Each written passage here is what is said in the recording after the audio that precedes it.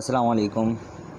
उम्मीद करता हूँ आप सब खैरियत से होंगे। This is me Hamid Usman और आपको मालूम है कि हम एक्सरसाइज नंबर 1.1 सॉल्व कर रहे थे न्यू बुक के अकॉर्डिंग। तो न्यू बुक के अकॉर्डिंग हमने एक्सरसाइज नंबर 1.1 में से दो क्वेश्चन सॉल्व किए थे, question number 1 and question number 2।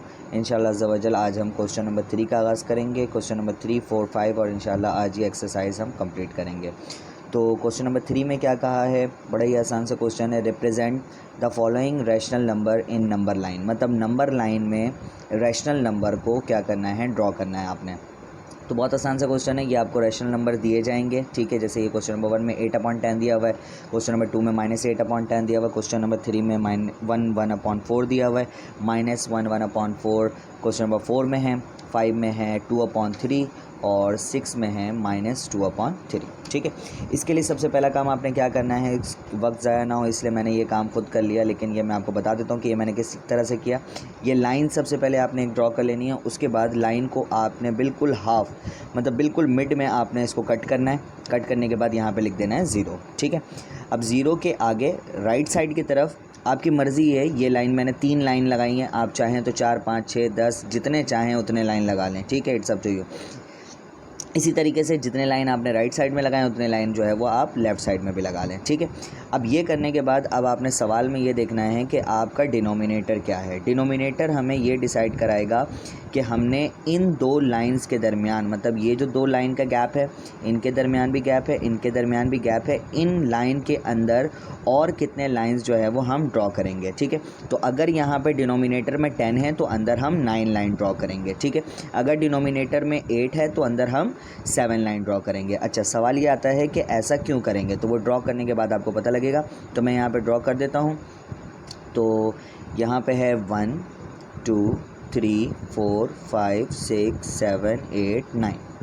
अब ये 9 लाइन मैंने क्यों ड्रॉ किए हैं, अब इसके मतलब को ज़रा जान लेते हैं। तो जब हम इसको पढ़ेंगे तो देखें होगा क्या कि ये आपके 9 लाइंस हो गए। अगर आप मैं काउंट करूँ 1 2 3 4 5 6 7 8 9, ये 9 हो गया।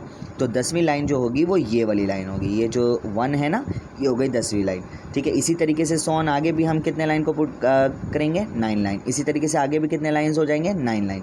इसी तरीके से इसके पीछे भी कितने लाइंस होंगे, 9 लाइंस। और 10वीं लाइन जो है वो ये वाली जो बड़ी लाइन है ये हो जाएगी, ठीक है।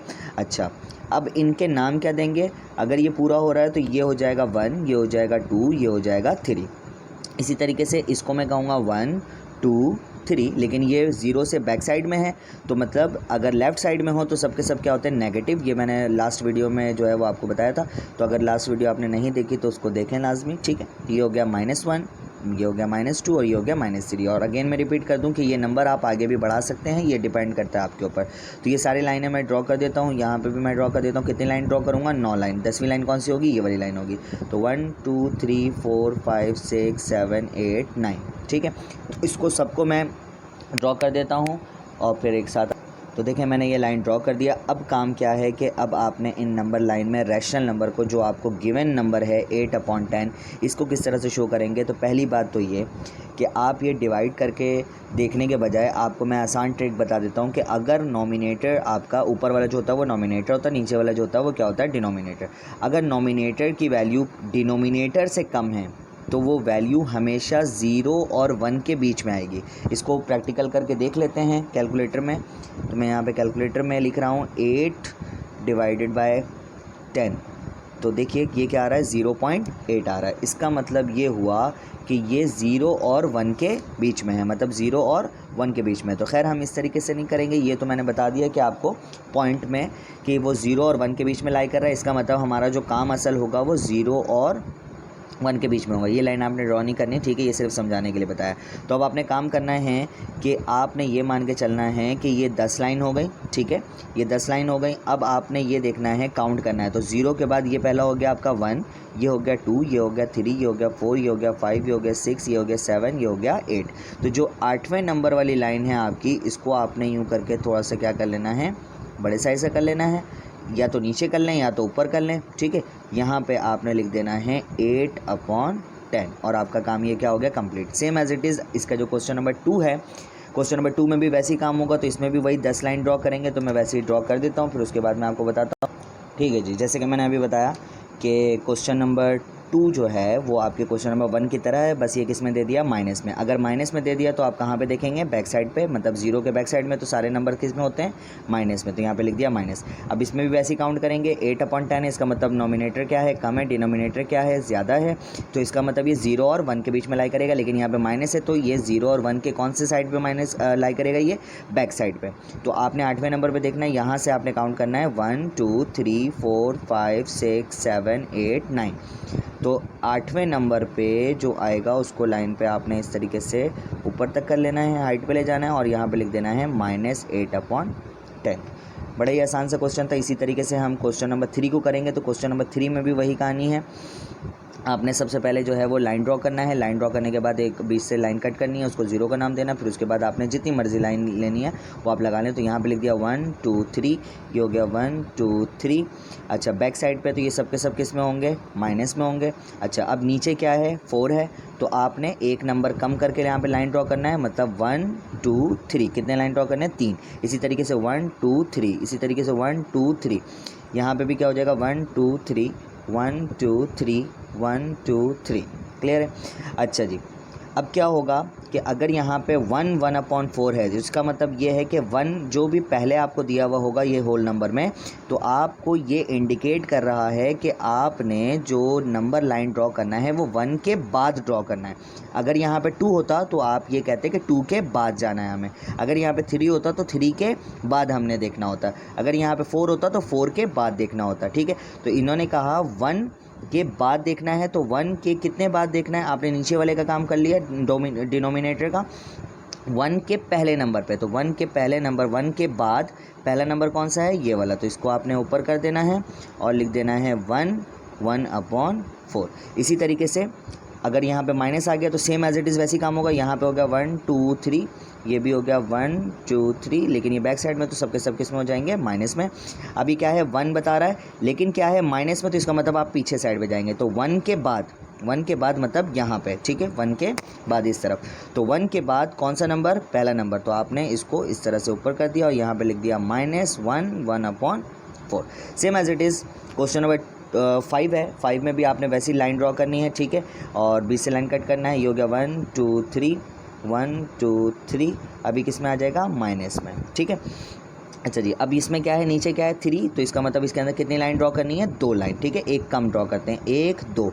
तो अब कैसे पढ़ेंगे, 3 कैसे हुआ, ये नीचे तो 3 ड्रॉ करना था लेकिन मैंने 2 करवाया, तो 1 2 और ये क्या हो गया 3। तो इसी तरीके से आगे भी 2 लाइन ड्रॉ करेंगे, आगे भी 2 लाइन, इसके पीछे भी 2 लाइन, यहाँ पे भी 2 लाइन, यहाँ पे भी 2 लाइन ड्रॉ करेंगे। ठीक है, ये तो हो गया नीचे वाले का काम, मतलब डिनोमिनेटर का काम। अब ये क्या है, ऊपर 2। अभी 2 क्या है, पॉजिटिव है। तो अब देखो ऊपर नीचे, ऊपर जो है वो छोटी वैल्यू, नीचे क्या है, बड़ी वैल्यू। इसका मतलब 0 और 1 के बीच में आएगा वो। ठीक है, तो आपने 3 लाइन को कर लिया काम। अब 2 देखना है तो 0 और 1 के बीच में आएगा। तो 0 ये हो गया, ये हो गया 1, ये क्या हो गया 2। तो आपने ये 2 वाली लाइन को क्या कर देना है, ऊपर कर देना है और इसके ऊपर लिख दिया simple 2/3। Same as it is यहाँ पर भी है। ठीक है, तो वही काम 1 2 3 1 2 3। ठीक है। अच्छा जी, अब क्या हुआ कि अब यहाँ पे क्या हो जाएगा, सबके पास माइनस हो जाएगा। अब यहाँ पे -2/3, तो सेम एज इट इज़ 0 और 1 के बीच में आएगा, क्योंकि ऊपर छोटी वैल्यू, नीचे क्या है, बड़ी वैल्यू है। सेम सवाल है, बस पीछे 0 के बाद और 1 के बीच में। तो पहली वैल्यू ये हो गई, दूसरी वैल्यू क्या हो गई, ये हो गई। तो इसको आपने इस तरह से ऊपर करना है बैक साइड पे और ये हो गया -2/3। इस तरीके से ये सवाल क्या हुआ, कंप्लीट हुआ। अब हम बढ़ते हैं क्वेश्चन नंबर 4 के। तो जी हम आ गए क्वेश्चन नंबर 5 की तरफ। तो क्वेश्चन नंबर 5 में एक रीज़न आपसे पूछा है कि वाई पाई, पाई, और पाई का सिंबल ये होता है। ठीक है, why pi is an irrational number. हमने इससे पहले डिस्कस किया कि पाई जो होता है वो इर्रेशनल नंबर होता है। अब ये पाई इर्रेशनल नंबर कैसे होता है, ये बात जस्ट हमने जो है वो इसका जवाब देना है। तो पहले तो आप ये देख लें कि पाई की वैल्यू क्या होती है। पाई की वैल्यू कैसे निकालते हैं, देखो शिफ्ट का बटन प्रेस करेंगे और ये EXP का बटन है। आप जब इसको प्रेस करेंगे तो इसके ऊपर आप देखें कैलकुलेटर की बॉडी पे पाई बना हुआ था। तो जब आप ये दबाएंगे तो पाई बना हुआ आ गया, = करेंगे तो क्या आ गया 3.141। तो मैं लिख देता हूँ यहाँ पर, इसकी वैल्यू जो आ रही है वो आ रही है 3.141592654 और ये और भी होगा सो ऑन, क्योंकि मैंने इसके बारे में बताया था कि ये वैल्यू जो है वो क्या होती है, कंटिन्यू होती है। मतलब ये है कि इसको आज तक जो है वो सॉल्व नहीं किया गया। पाई की कहानी ये है कि इसको सुपर कंप्यूटर ने 5 ट्रिलियन टाइम तक सॉल्व किया, लेकिन फिर भी ये सॉल्व होता गया, ये कभी भी ख़त्म नहीं हुआ।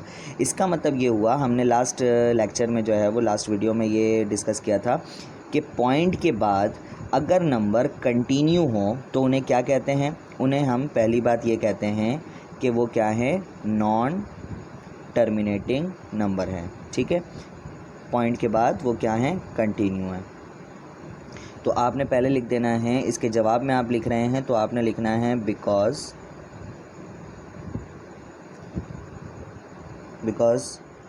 पाई, यहाँ पे मैं लिख देता हूँ, मैंने लिखा नहीं, because pi is non terminating number and, और दूसरी बात क्या है कि ये रिपीट भी नहीं हो रहे। आप देखें पहले क्या आया 14, फिर क्या आया 15, फिर क्या आया 92, फिर 65। तो अगर ये रिपीट नहीं हो रहे हैं तो ये कौन से नंबर हुए, नॉन रिपीटिंग या फिर नॉन रिक्योरिंग नंबर। तो आप इसके नीचे लिख सकते हैं एंड नॉन रिक्योरिंग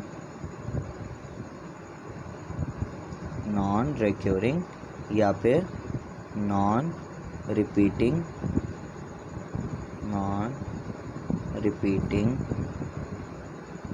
नंबर।